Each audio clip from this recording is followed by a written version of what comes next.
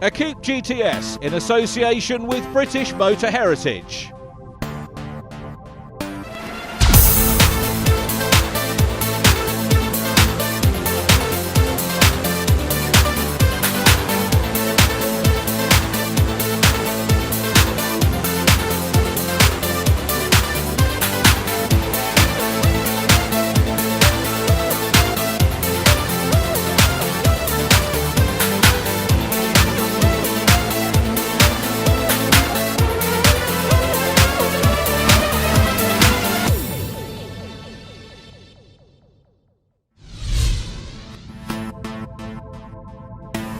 Welcome to Equipe GTS, where the car really is the star. From this little MGB right up to Le Mans going TVRs and Triumphs, this series offers really clean but really close racing. It should be exciting to watch.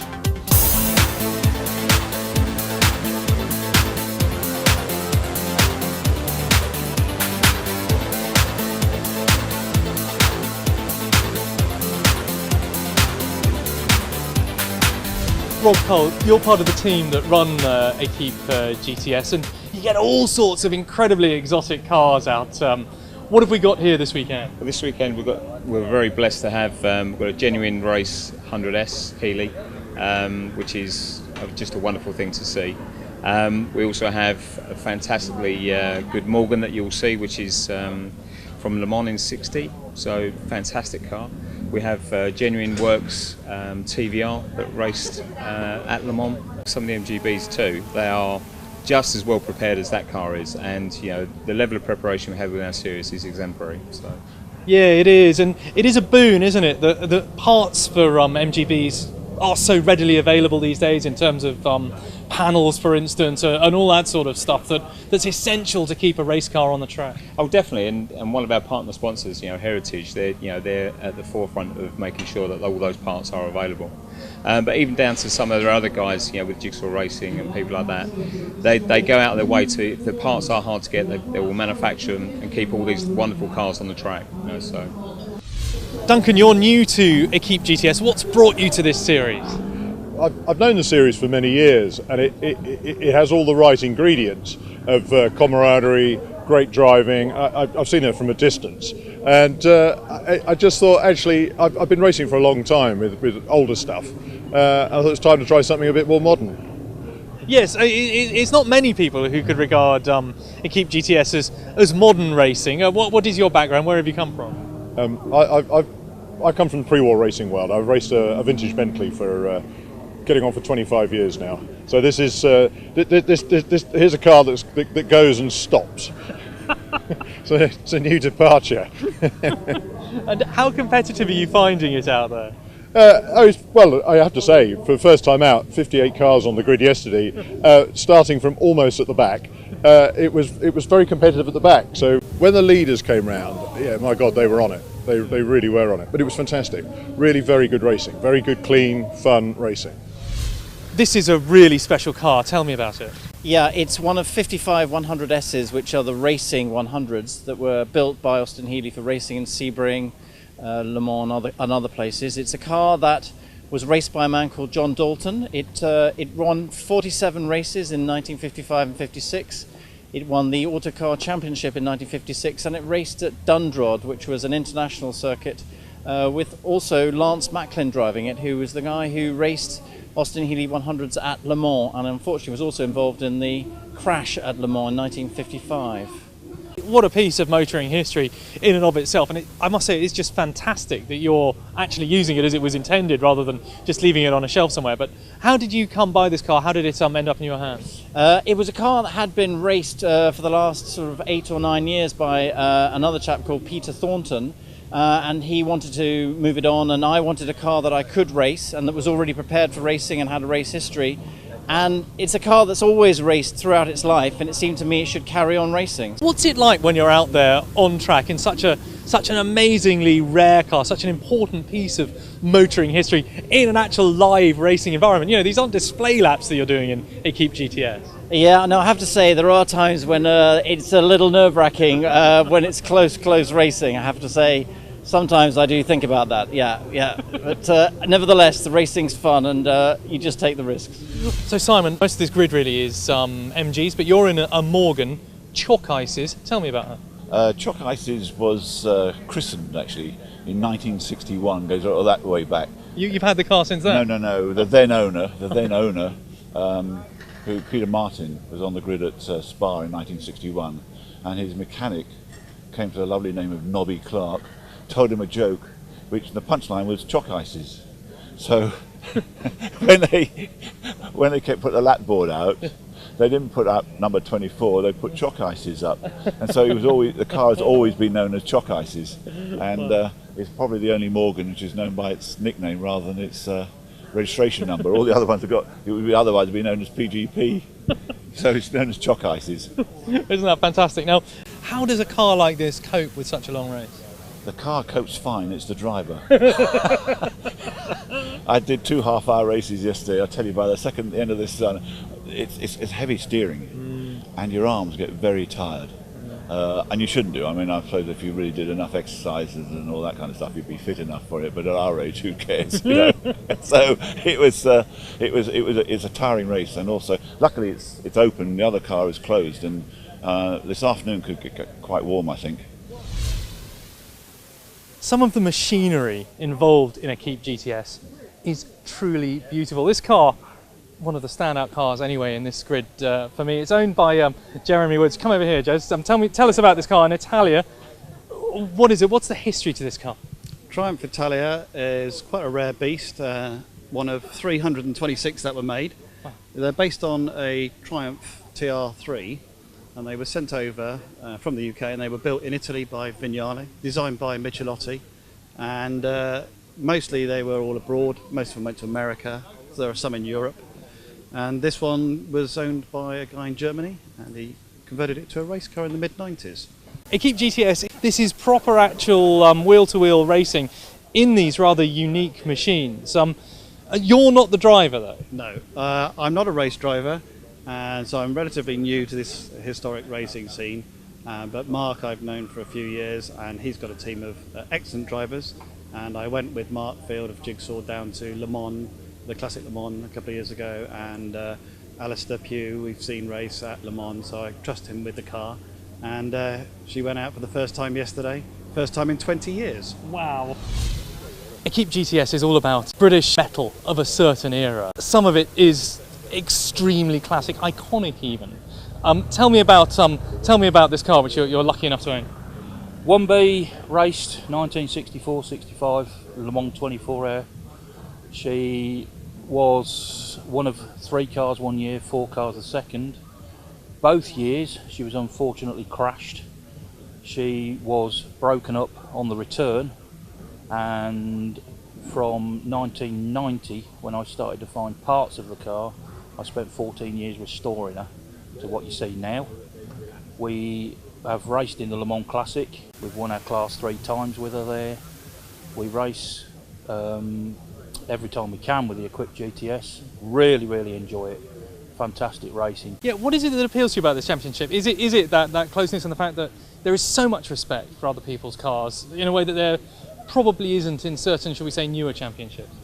It's respect for cars, respect for other drivers. It's non-contact sport. You've got to just get out there and enjoy it. They don't need to be in a museum. They should be out there doing what they do, and that's the best part of it. So Simon, you're new to racing and new to this car. What on earth has brought you here? Well, a couple of years ago, me and my youngest son Ross come here to watch the MG Motorsport and MG Day, and we thought that we should be racing. And the car's a reasonable, cheap entry car, if you like, and that's how we started. Well, it's fantastic, and the car is just spectacular. Tell me about it. Well, I started looking at some second-hand cars, and they're not quite up to scratch of what I wanted, so I was directed to a chap called Doug Smith who owns MG Motorsport, and he built us the car that you see. Fantastic. Now, why have you chosen Equipe GTS to cut your teeth in as a race driver? Well, once again, I didn't even know where I was going to race. when I was doing the deal, buying the car, I didn't even have a race licence at the time. And Doug, who built the car, directed me where to race and introduced me to Rob and John, who run Equip, and here I am today. Well, fantastic. And what's it like racing in such a series full of such kind of awe-inspiring cars? In your little MGB, you know, and you've got all sorts of Le Mans cars and goodness knows what else on the grid. What's that like as a novice driver? Well, I still get butterflies when I go out now, and I've done about 6 races. I'm quite aware of what's around me, but I've still got the cross on the back to indicate everyone that I am still a learner, so everyone gives you a bit of room and everyone's quite gentlemanly about it, which is another good thing racing with these guys. Robbie, tell me about this car. It is quite beautiful to look at, a TVR. Yeah, thank you very much. Yeah, I've owned it about 3-4 years now. I bought it, it's done a lot of rallies, but it's actually an original, one of 3 competition cars that were built for Le Mans in 1963. It went over there but didn't actually race. I was looking around for a race car and I saw this one, effectively Le Mans history. And that's one of the reasons I was so keen on it, because it's eligible for Le Mans Classic, which is an amazing 24-hour classic race. Yeah, of course. And what's drawn you to Equipe GTS? It's a good bunch of guys, it's a good racing series, it's really competitive, and it's one of the races where someone like a TVR, you know, you can be up at the sharp end. Presumably it's not that possible to develop it much further, to make it much quicker than it already is, effectively out of the box for you. Absolutely, it pretty much is what it is. The handling's all sorted, and but it's a good competitive car. Join us after the break when we have action from the main race of the weekend.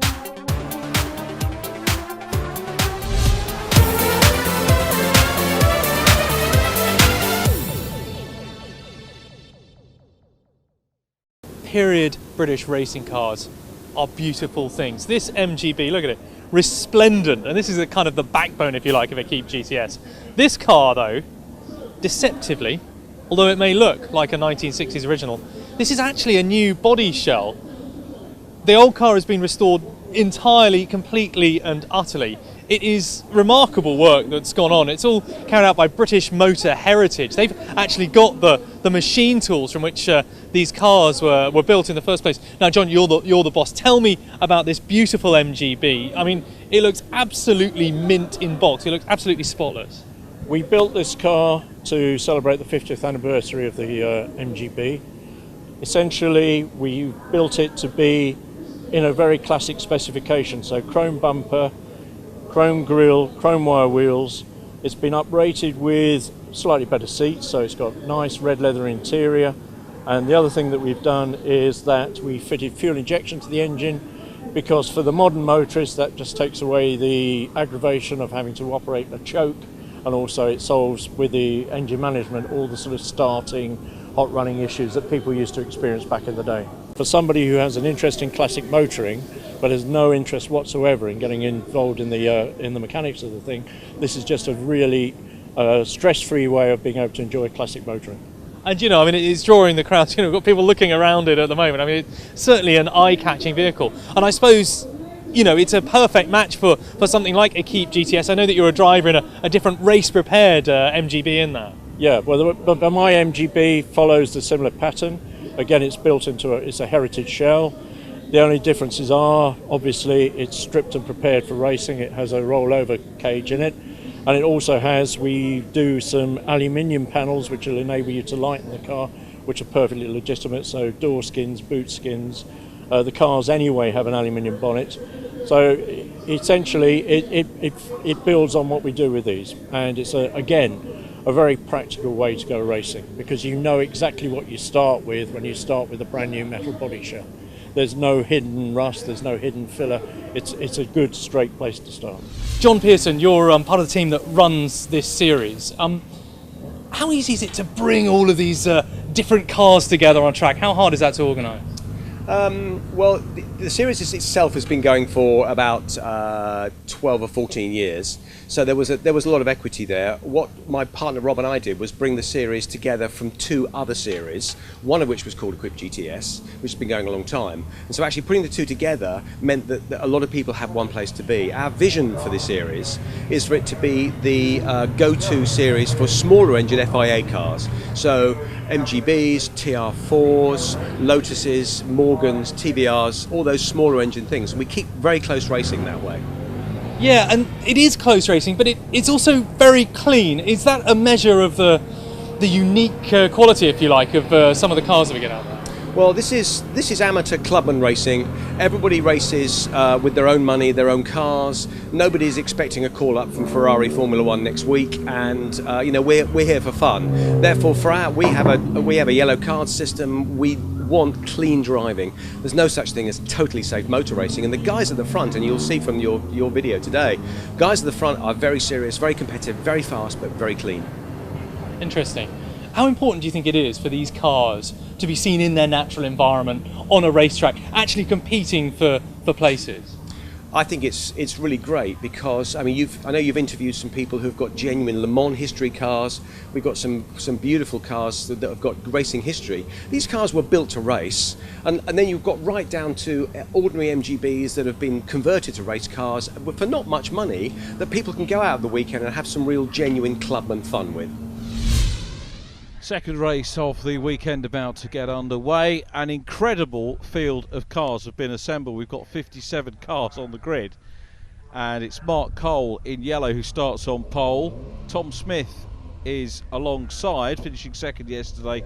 Mark Ashworth third on the grid. Then the Class 2 pole man Richard Woolmer in the Turner. Chris Ryan in the Triumph TR4. But the Union Jack is waved, and away we go racing. And it's a great start by Mark Cole from pole position. Outside line here, of course, pole position at Silverstone. And the best part of 60 cars unleashed on the Silverstone historic GP circuit.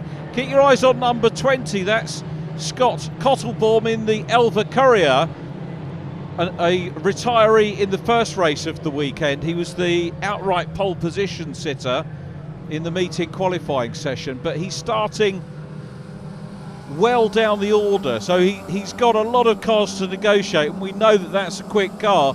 We know that Scott's a quick driver, and I'm sure he will make some progress through the field. Few onboards to share with you. This is Andrew Bentley starting 12th on the grid, 7th in class in race number 1. Race leaders coming through for the first time down at Stowe Corner though.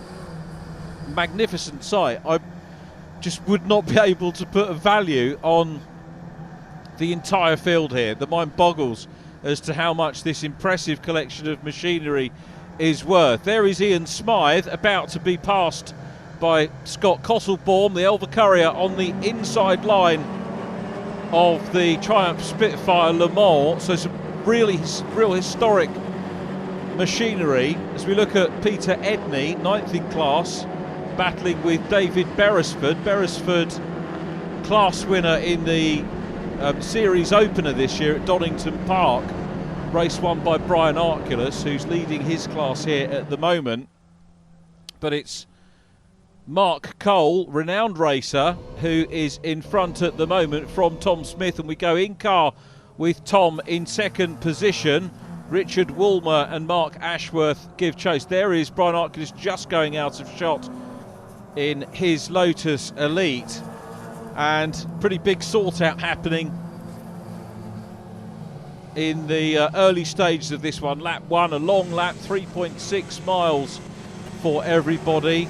Mike Harris in front of Andrew Bentley at the moment. Bentley's going to go in, he's in the red car with the white roof, challenging the green car, and looking at the outside line coming down into Brooklands.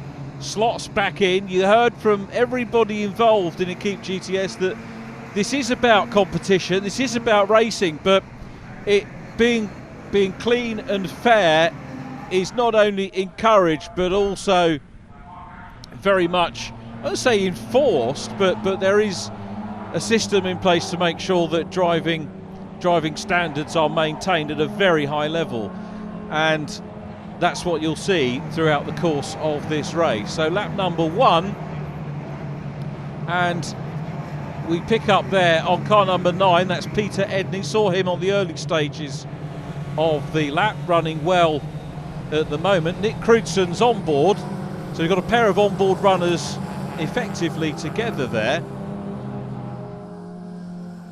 And now pick up on the battle. We've got Paul Latimer in red up ahead of Martin Richardson in 64.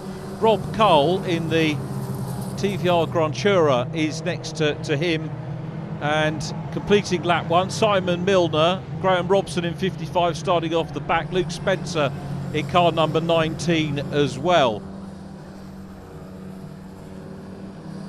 So plenty of space here on the GP circuit. Wonderful to see so many cars.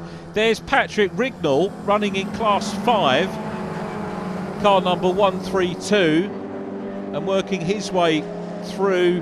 Got Robert Croft in the mix as well. Patrick's Austin Healey 100S. Mike Harris dicing with Andrew Bentley. Andrew, of course, one of our camera carriers. This is the International Pit Straight. Contrast here of the very modern facilities and the classic lines of these wonderful cars on that straight. And good that they still get to go past and indeed use the older pit garages on the national circuit here as well. Patrick Rignall still making progress. Robert Croft looking on the inside line. Ian Smythe trying to go through as well. Both of the lead 2 drivers I described there coming through after non-finishes in race number 1 from the back of the field. So they'll be enjoying their journey up through the field as we focus again on Rob Cole. Paul Latimer ahead of him in the red car, the white top with the green and red stripes aboard. And Nick Crewdson in front. This is for 14th and 15th position. Nick Crewdson ahead of Andrew Bentley. Crewdson in the all-red car. A little bit of smoke out of the back of Rob Cole's car. Looks down the inside line. Very neatly executed move going into Brooklands.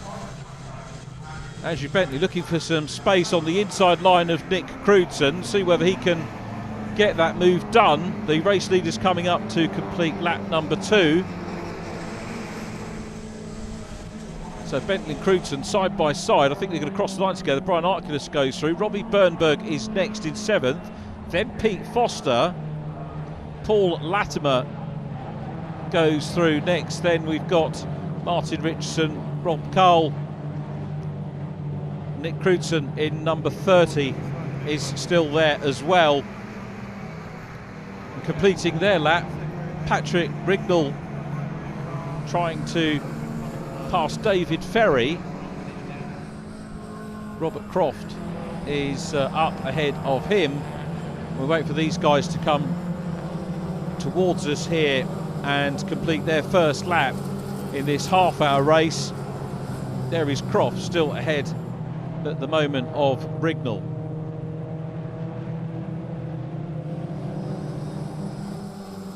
So some cracking racing going on, and we're going to pick up on Mike Harris, who's on that outside line. Andrew Bentley in 94 still got the upper hand at the moment on Nick Crewdson. Here's the view from Bentley looking at the back end of Mike Harris's car, heading down in towards the wing area, that very space age looking building called the wing.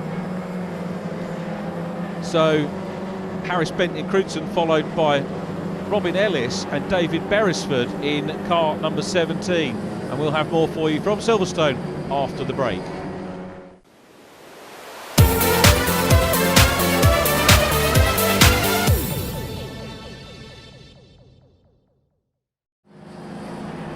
Robbie Bernberg going through shot in his TVR Grantura Mark III. 2 of those up in the top 10. There's the second of them, car number 69, which is Rob Cole. And we're watching Equipe GTS here at Silverstone. Very nearly 60 cars taking to the start of this, the 4th race of the season. We've had 1 race at Donington Park, 2 at Brands Hatch. Next round is at Donington Park in September, you'd be very welcome to join us. Wide line there for Andrew Bentley.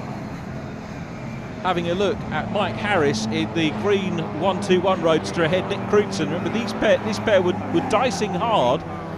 Got cameras on both cars, dicing hard in part 2 for opening laps of the race.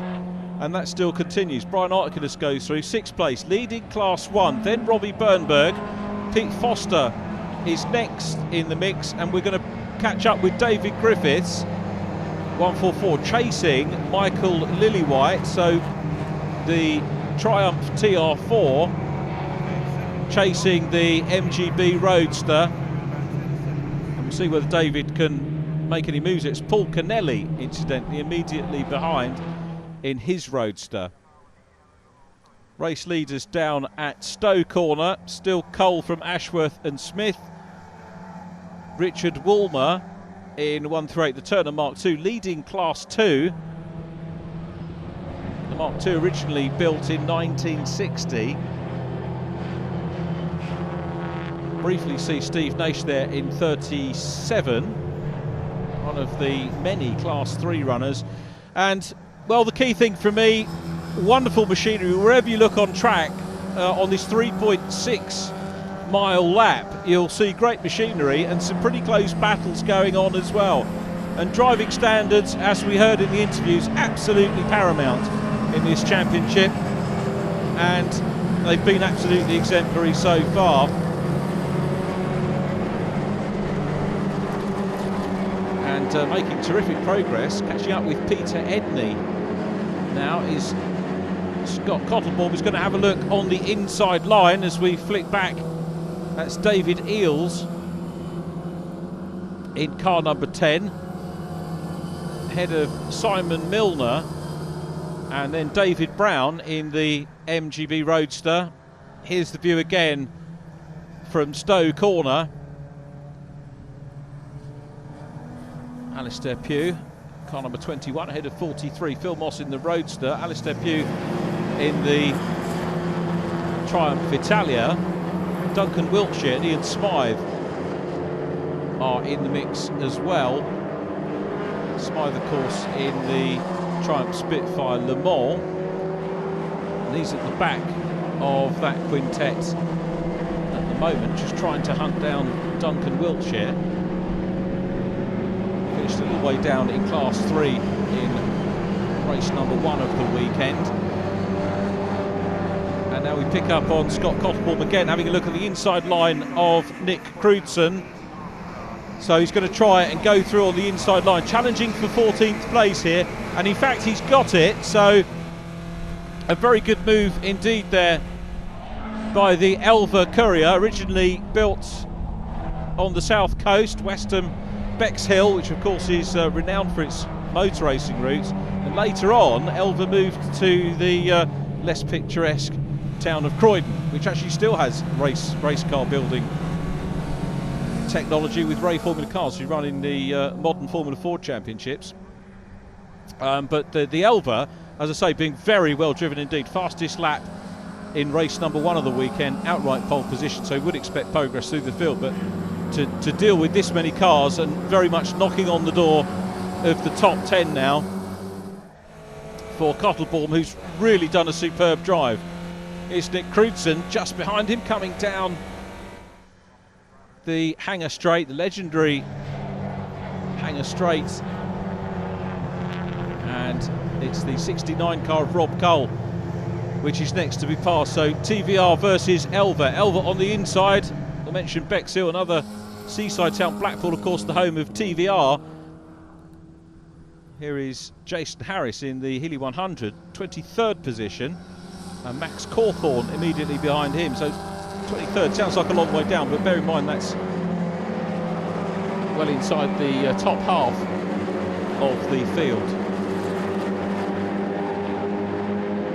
Nick Crutzen in 30, still chasing Mike Harris at the moment. John Pearson goes through shot in the Elite, and then David Griffiths in the Triumph TR4.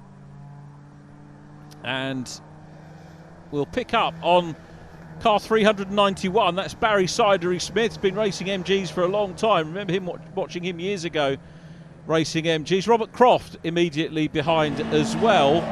Patrick Rignall is in the mix as well in 132 in the Austin Healey.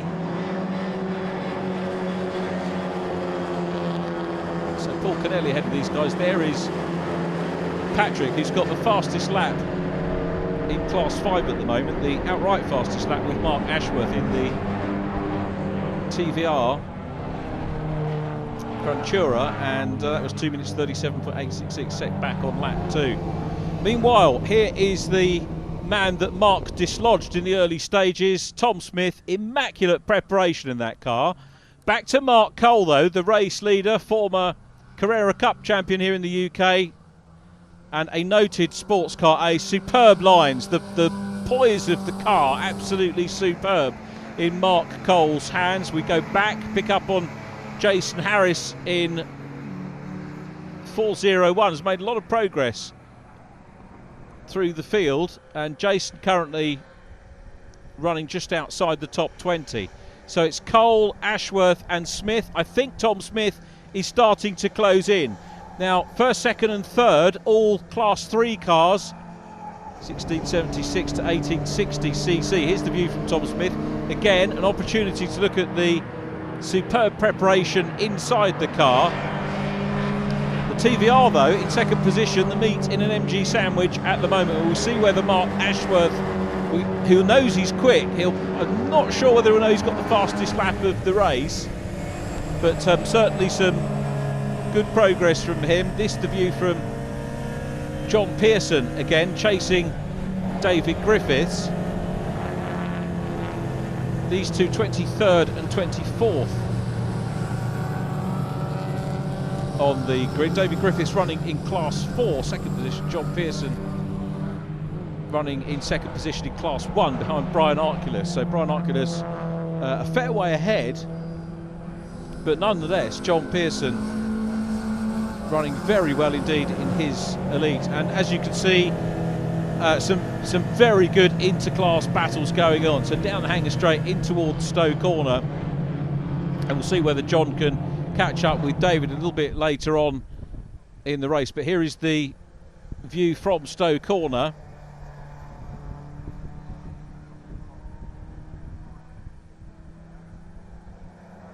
Paul Kennelly in the red 33 is running well, and they'll go out of Stowe down into Vale and the club complex. But meanwhile, a little bit further around the lap, Robbie Bernberg trying to close in on Brian Arculus. Bernberg running in 7th place. Bernberg, the car with the yellow stripe, the TVR Grantura. Immediately behind him, it's Martin Richardson in the 64. It all looks calm and sedate outside, but Robbie Bernberg having to work hard.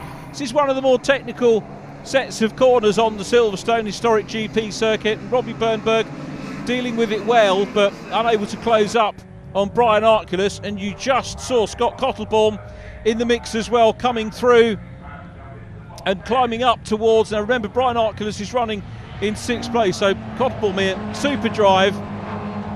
Pick up on Pete Foster at the moment is going to be the next target. And you saw Paul Latimer in red and white at the back of that group of cars. But here's the view again from Andrew Bentley looking ahead at those. And there's Brian Arculus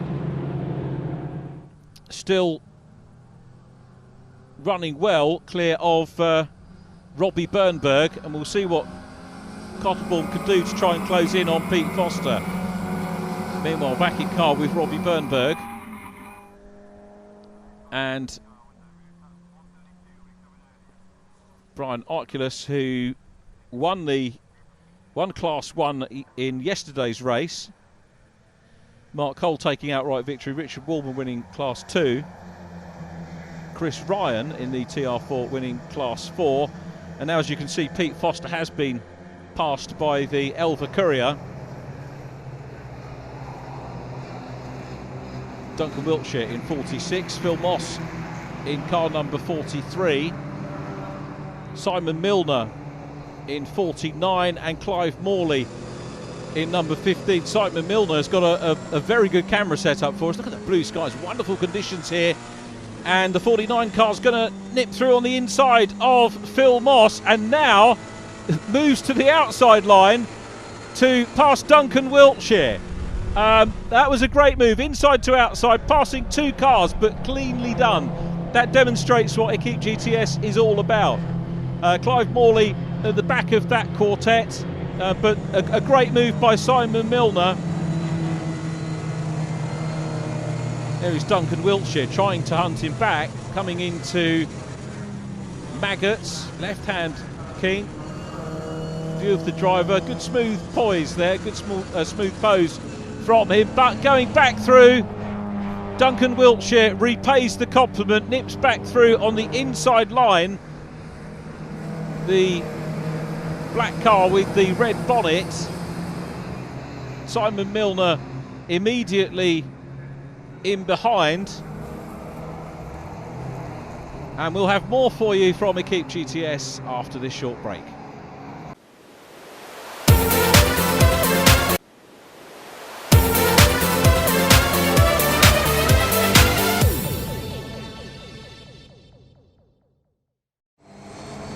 Andrew Bentley still giving chase to Paul Latimer, coming through Woodcote onto the main straight here.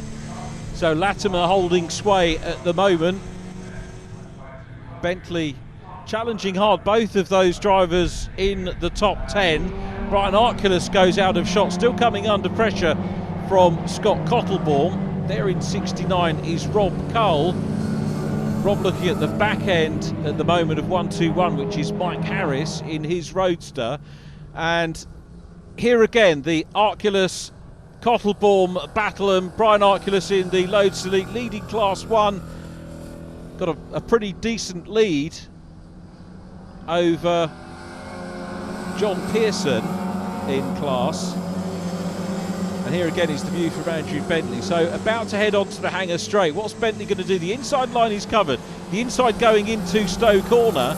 So he's hanging on the outside line now. Is he going to get the pass done? It's the 2 red cars in the centre shot. We've got a slowing car, which is Kevin Hadfield, the 165 Trump Spitfire Le Mans, and Kevin rightly pulls over to the inside, and the Latimer Bentley battle goes through unimpeded. Well, here's Alistair Pugh ahead of David Ampler, who's coming under pressure from Simon Milner. Jonathan Austell behind those. Milner a couple of lengths back as they go into Brooklands. And from Brooklands into Luffield, then round into Woodcote to tick off another lap. 10-lap encounter should be the order of things. David Ampler there now being passed by Simon Milner, so a good move for Milner to go through. Now this is for 23rd place. David Griffiths running second in Class 4. John Pearson second in Class 1 to Brian Arculus. And maybe a little way down, but what a fascinating battle these two have had inter-class. Griffiths in the TR4. Pearson in the Lotus Elite. They've been so evenly matched all race long. And at the moment, Griffiths just has the upper hand.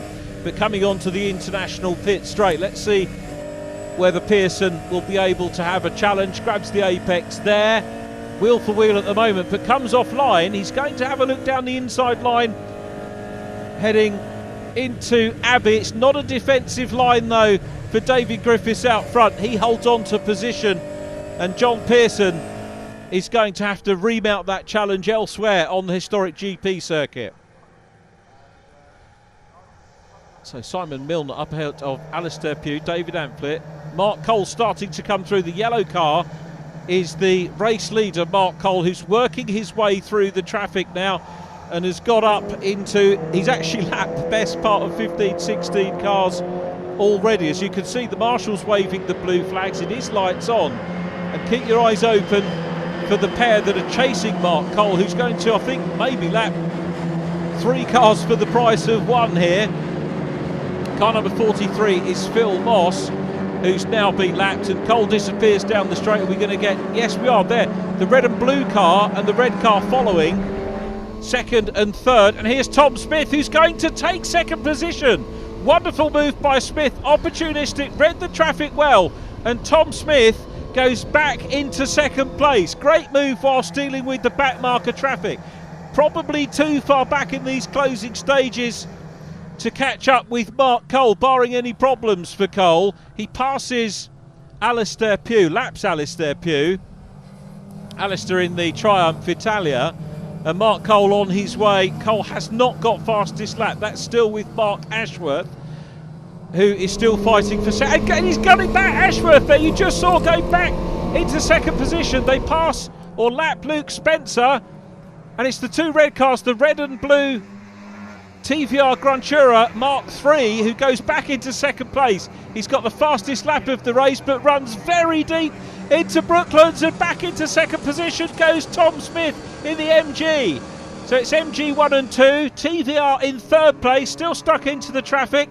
David Amphlett in light blue. He's going to be passed either side by the battle for second, and back through goes Mark Ashworth into second place. Meanwhile, Mark Cole goes on to the last lap. Well, stunning racing from Equipe GTS. That is exactly what this is about.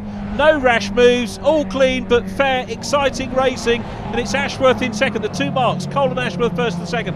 Tom Smith in third, as we pick up on Jonathan Austell, who's running in car 36. Luke Spencer was in 19. We saw him pass by the leaders earlier on. And here's Robbie Bernberg looking at the back end of Paul Latimer. We came into this part of the programme looking at the back end of Latimer's car from Andrew Bentley. Now it's Robbie Bernberg who's on the outside line trying to make this count. You can just see a flash of red on the inside, and I think Robbie has managed now to make that. Cottlebourne goes through, then Arculus in sixth place. The Richardson-Foster battle is there as well, and here's another battle still. John Pearson chasing David Griffiths. They've had a superb race and kept us entertained all the way through. And this is Henry Rice and Jonathan Smare coming towards us, 18th and 19th. They've held their own throughout the start of the race, but it's a spin for Henry Rice. Curse of the commentator there. Hopefully he will recover and get a reasonable finish. David Amphlett ahead of this group, as you can see. Phil Moss in 43, Jonathan Austell in 36, still in the mix as well. As we go back to the race leader Mark Cole, not so much of a big gap between himself and second and third, which is still a terrific scrap between Mark Ashworth and Tom Smith. Tom, when the opportunity presents itself, always seems to manage to pop through. Both of these cars, as indeed the race leader running in Class 3, Richard Woolmer, is fourth on circuit. He still leads Class 2. David Ferry now having been lapped by the leader. Ferry the car in behind. The car in front is the Morgan Plus 4 of Graham Coles, running third place at the moment in Class 4. But Mark Cole is going to take a second win of the weekend here. The gap about 3 seconds back to Mark Ashworth and Tom Smith, but the checker is readied, and there is the win for Mark Cole. Second position indeed goes to Mark Ashworth, and then a gap back in actual fact to the 22 car of Tom Smith, couple of seconds. There is Richard Woolmer, who takes his Turner Mark II into a class win and fourth position across the line. Fifth is going to go to Scott Cottlebourne. Fantastic drive in the Elva. Robbie Bernberg still in 10th in car number 3, side by side between Latimer and Rob Cull, who's got the position. So Cull up into 11th place. Paul Latimer is down to 12th. The checkered flag being readied now. In behind Paul Latimer, it's Mike Harris, who's been up at the sharp end with these guys all the way through. Fitting to see the two TVR Granturas together. Bernberg and Cull finishing in 10th and 11th place, very evenly matched indeed. But what a fine race, some superb machinery, some great clean racing, and won by Mark Cole there in car number 34, the MG. Mark Cole, the winner from Mark Ashworth and Tom Smith. Class 2 honours to Richard Woolmer. Class 1 to Brian Arculus, and Class 4 goes to Pete Foster.